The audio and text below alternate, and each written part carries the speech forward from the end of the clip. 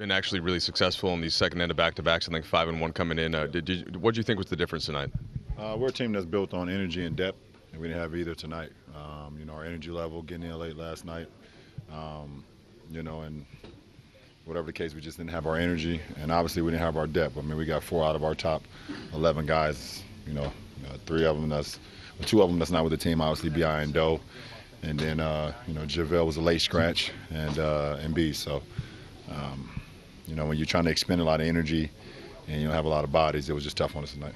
When you notice that the game is off to that kind of a start, what are the things that you try to do to get back in? Try to get stops, try not to have home run plays, take every possession. We had some opportunities where we was able to get it back to single digits. I think we was down 5, and then they made another run.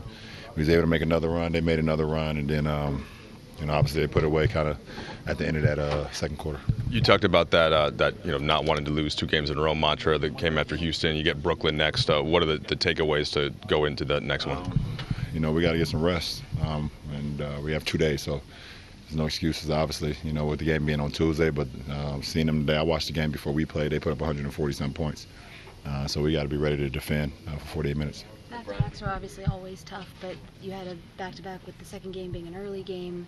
What does that change about how you can prepare? Just routine. Just the whole routine is always a little messed up, and we're playing less than 24 hours, the way we got in. But, it's the NBA schedule. I don't think we're the only team that probably will have a back-to-back like this. We just try to find a way. Obviously, tonight we didn't have our way. Knowing what Mike Beasley and his family have been going through recently, what did it mean to see him come down for the second half?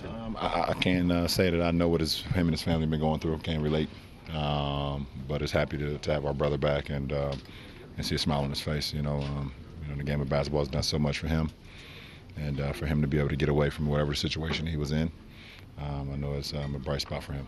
Did you stay in touch with him while he's been away? I just try to give him his space.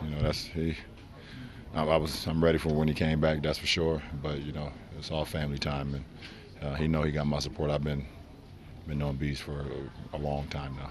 How can a teammate? You've talked before about trying to be a bright spot for him. How can teammates do that, while giving a guy the space that he needs? Well, as a family, we all basically told him to take as much time as he need.